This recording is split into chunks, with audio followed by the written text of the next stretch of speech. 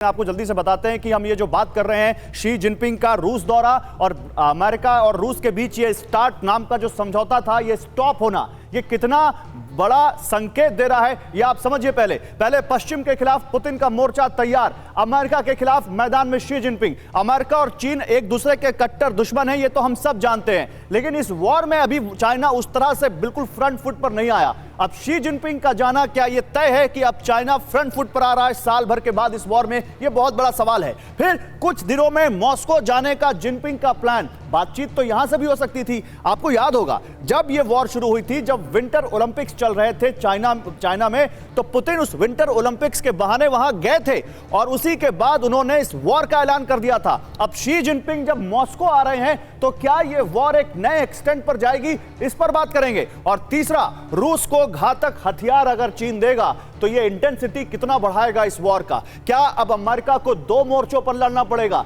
एक मोर्चा रूस का, दूसरा मोर्चा चीन का? देखिए खास बात क्या है, समझिए इस पूरे मामले की। कल ही जिनपिंग ने अधिकारियों के साथ एक सीक्रेट मीटिंग की। उस सीक्रेट मीटिंग के बाद उन्होंने कहीं ना कहीं कुछ तो प्लान बनाया है।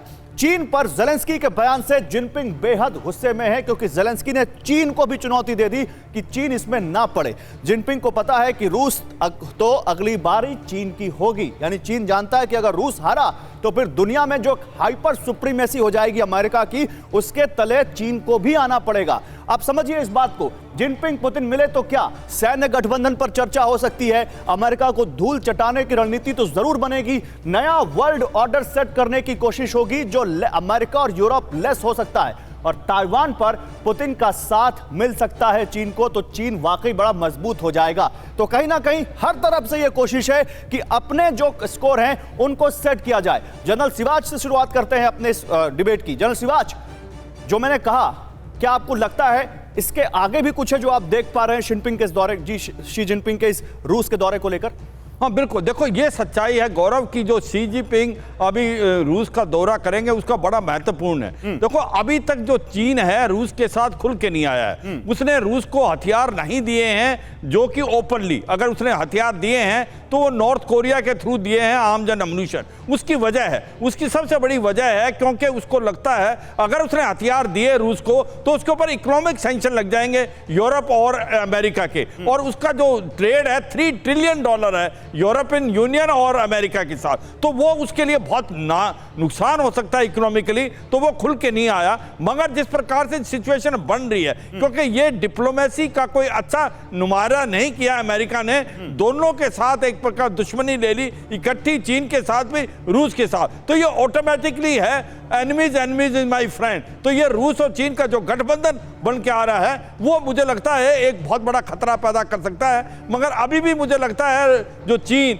अपने हथियार खुल के नहीं देगा भी तो ये नॉर्थ कोरिया और ईरान के थ्रू। मगर अब पॉइंट आता है, मैं एक ही पॉइंट बताऊं बस एक गौरव, की सच्चाई ये है ये लड़ाई का बहुत महत्वपूर्ण है इंटरनेशनल रिलेशन में। अगर ये जीत हो जाती है रूस की, तो फिर क्या होगा कि सभी जो देश हैं जो जैसे हैं स्वीडन, फिनलैंड, रोमानिया, पोलैंड, वो घबराएंगे क्योंकि उनको लगेगा कि अगला टारगेट वो हो सकता है। और ऐसे में अगर अमेरिका और यूक्रेन जीतते हैं तो चीन को ऐसा लगता है कि कहीं ना कहीं उसके ऊपर आ सकता है। और अगर रूस जीतता है बढ़ाऊंगा तो ताइवान आगे बढ़ाऊंगा कि चीन को क्या डर है कि अगर रशिया हार गया तो उसको भी अमेरिका की सरपरस्ती को स्वीकार करना पड़ेगा नए वर्ल्ड ऑर्डर में। क्या चीन को लगता है कि अगर उसके ताइवान के सपने को पूरा करना है तो रूस को जीतना होगा? ये कुछ बड़े सवाल हैं, लेकिन उससे पहले जल्दी से मैं यहां पर एक बड़ी खबर बताना चाहता हूं। देखिए ये जो बाइडेन और पुतिन की जो बयानबाजियां हैं, जो वार पलटवार है, वो थमने का नाम नहीं ले रहे हैं।